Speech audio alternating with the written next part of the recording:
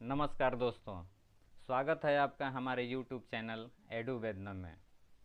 तो जैसा कि इस बार बिहार पंचायत आम निर्वाचन 2021 हमारे 6 पदों के लिए चुनाव होना है।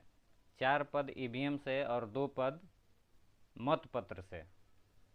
तो इस वीडियो में हम लेके आए हैं पेपर सील लेखा। तो पेपर सील लेखा जो है वह प्रत्येक पद के लिए अलग अलग भरना है, अर्थात 4 पद ईवीएम से जो चुनाव होना है उसके लिए, प्रत्येक चारों पद के लिए, और फिर बाकी जो 2 पद हैं हमारे पंच और सरपंच का जिसका मत पत्र से होना है, उन 2 पदों के लिए भी अलग अलग भरना है, अर्थात 6 पद के लिए अलग अलग भरना है।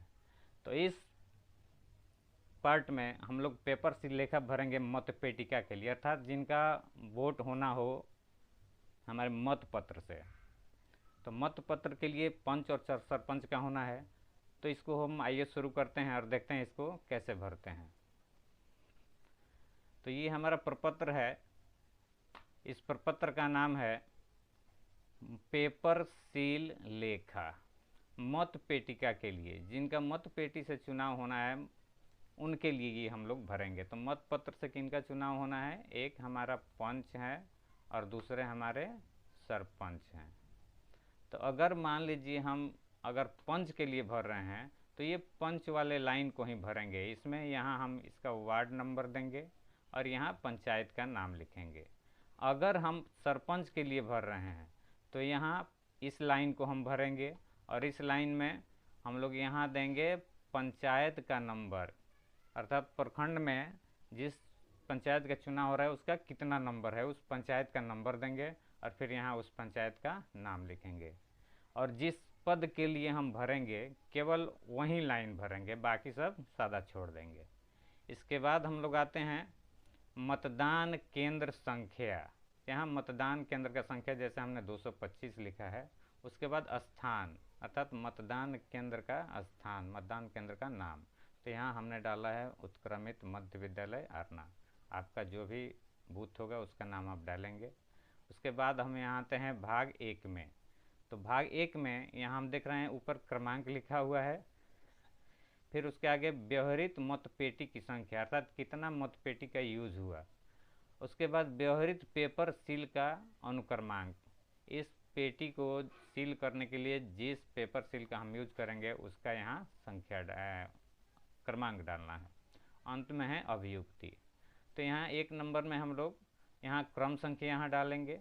उसके बाद है व्यवहृत मत पेटी की संख्या। तो 2 पेटी का यूज हमको करना है तो हम यहाँ दोनों पेटी का संख्या डाल देंगे, 2 लिख देंगे। और इन दोनों पेटी को सील करने के लिए जिन पेपर सील का हम यूज किए हैं उनका क्रम संख्या यहाँ और यहाँ दोनों पेपर सील का क्रम संख्या हम डाल देंगे। अब यहाँ उसके नीचे हम देखते हैं नंबर 1 में, ये हमारा भाग 2 है।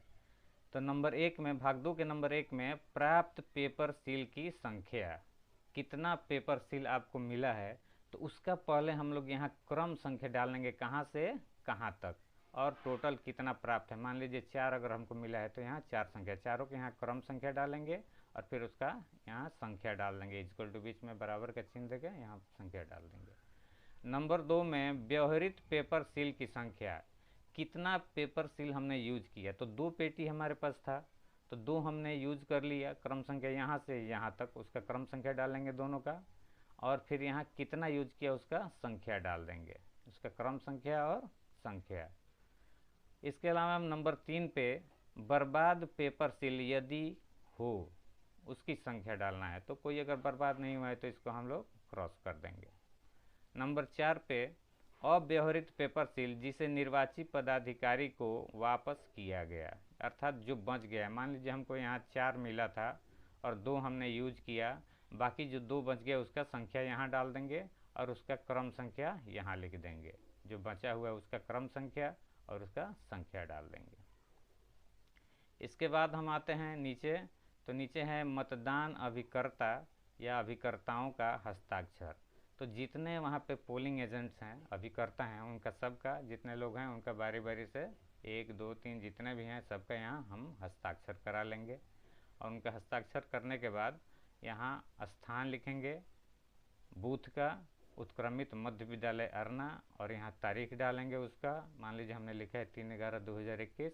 अंत में यहाँ पीठासीन पदाधिकारी अपना सिग्नेचर करेंगे और इस तरह से पूरा हुआ हमारा पेपर सील लेखा।